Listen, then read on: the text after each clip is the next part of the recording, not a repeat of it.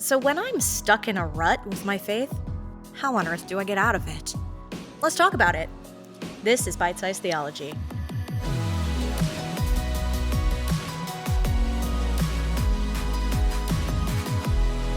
Hey everyone, and welcome to another episode of Bite Size Theology, a ministry of Springfield First, where we tackle big topics around faith, one bite at a time.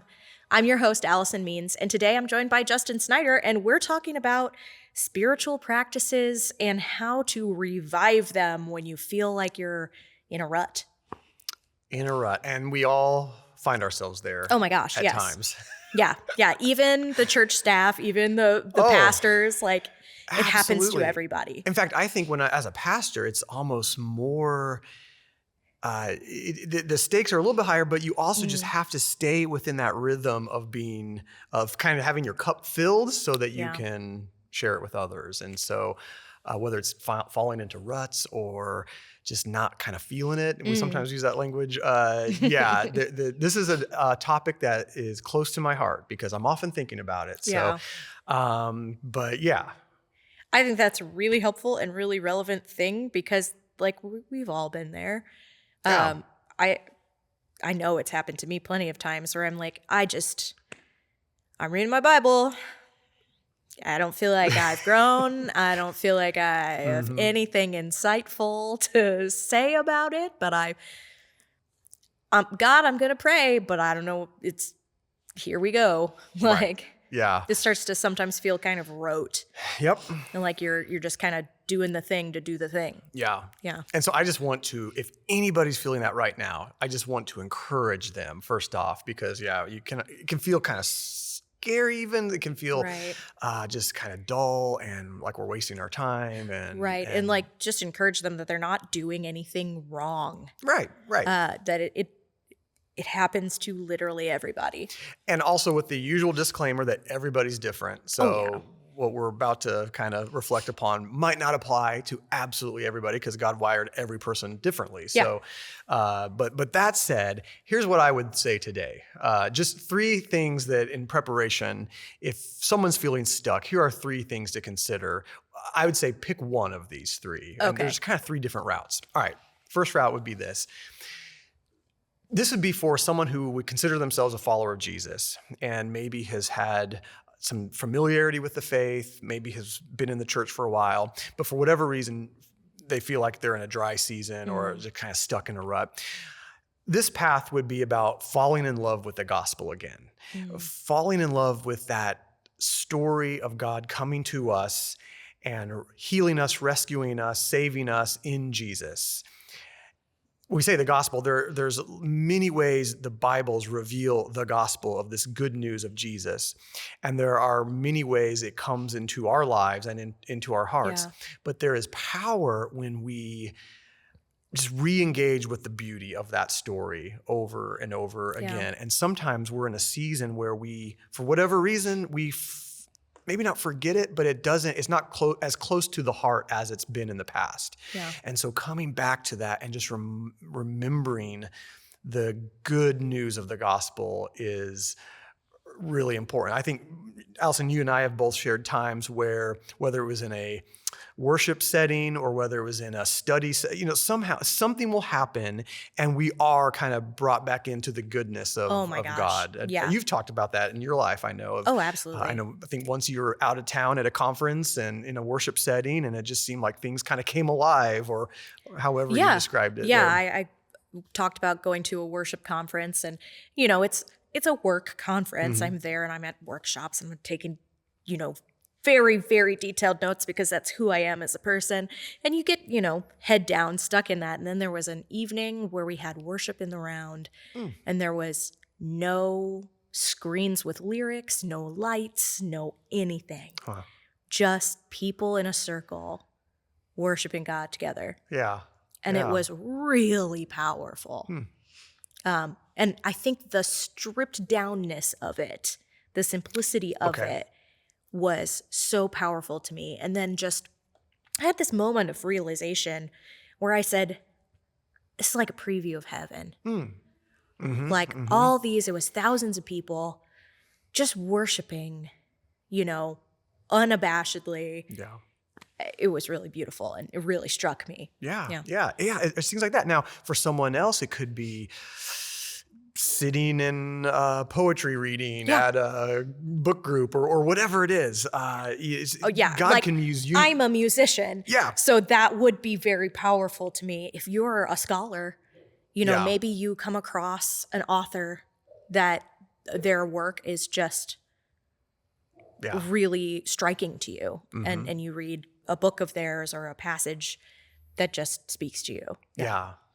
So recently my grandmother passed away, and just sitting in her service and being part of kind of our rituals of remembrance and celebrating her life, that too was in some ways a reminder of the goodness of the good news. She was someone who is totally dedicated to the good news of Jesus.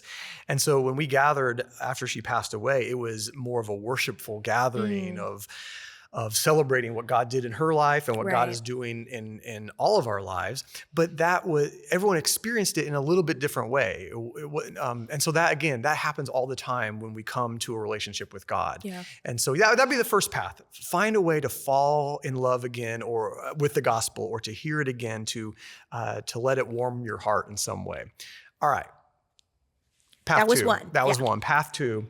Totally different now. This is talking about our own lives and our own health, particularly our emotional health. And so this one would be, if we feel stuck, how are we doing emotionally? How are we doing mentally? How are we doing psychologically? All of those things, to bring some level of serious reflection on how we are doing. There's a writer called Pete Scazzaro, and he's written a number of books about emotionally healthy spirituality, emotionally healthy spiritual practices. And he has a saying that goes like this. It's something to the effect of, you can't grow in spiritual maturity if you are emotionally immature, or dealing with things that are keeping emotional maturity from growing in our lives. And what I would add to that, not only is it emotional maturity, but sometimes we really do need some help with whatever we're struggling with in our own lives, or whether it's the need to maybe visit a counselor or a doctor, or to find some kind of growth and improvement on whether it's deep pains or wounds or traumas or whatever it is. Again, it's different for every person. And to not use Christian practices as a way to kind of heal ourselves, but to have them go along with other forms of healing as well. Yeah, it's a both and. Right, yeah. Now, do I believe that God can miraculously heal? Yes, obviously, of course. But it's not an either or. For many of us, as we say, find help with something we might be struggling with, and we go pursue a wise counselor, and engage in a prayer practice or a scripture practice, that can lead to fruitful things. That can lead to, in some ways, getting us unstuck if we feel like we keep maybe coming back to some of the same things that keep us stuck in our lives. Yeah. So, if we're stuck in a pattern that's not healthy, it's good to seek out help. You're right. Yeah. So this path is all about emotional health. And under that umbrella, mental health and psychological health, and not just, we're all on our own journey there, but sometimes we need the right wisdom and guidance and help in our lives. And then we find that we can more easily thrive spiritually because of that. So that's another path. Last one, this one's maybe more countercultural, and it is just... You're getting radical, okay. Yeah, right. It's silence, befriending silence. Ooh. This is hard, isn't it? Oh, is this for me? Oh, I know, yeah. Befriending silence in our culture, when we have a culture where we allow social media companies to say we should be scrolling all the time. We just need to be, never have a quiet moment. We just need to be filling our brains with dopamine or whatever it is. But befriending silence, you find that all throughout the deep wisdom of the Christian tradition and other wisdom and religious traditions, but particularly among the Christians, silence has always been an important means through which we hear God's voice. Some Christian writers say silence is God's first language. And yet so much of our culture is designed to keep us from silence. And it takes practice. If you've ever tried, sitting 1 minute in silence is like, all right, I'm this ready is for something that else. I am not good at. If anyone knows me, they know I am a talker.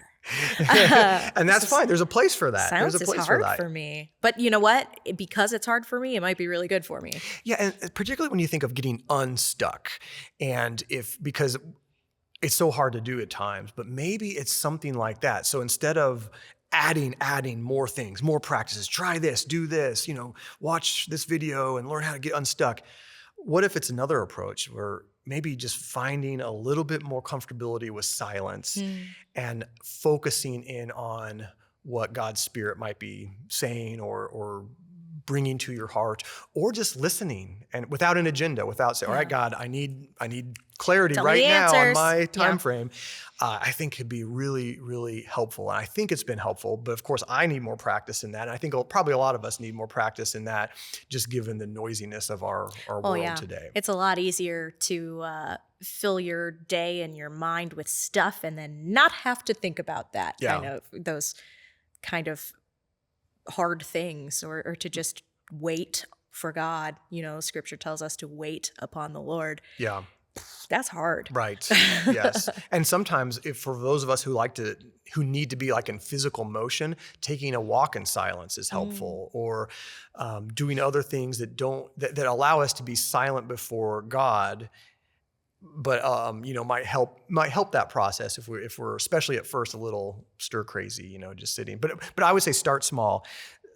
Set a watch or a phone, turn off everything else on the phone, but have a timer go off like in 5 minutes or maybe even 3 minutes, and just try it out. And then maybe you find that you have a hunger for more silence, and that's a refreshing time. And that's what I hear from a lot of people, that those times of silent reflection or just simply breathing become things that we look forward to throughout the day. And I think that's a sign that maybe we need it. Maybe it's like nourishing us in a way that we've not been nourished before. So, all right, so those are 3. Right. So I think I have to try silence. Okay, all right. I feel you've challenged me. All right. So to recap, so it's falling in love with the gospel, it's reflecting on our emotional health, and then befriending silence. And I would just say, find one of those which one sounds right for you, and then find a way to practice that.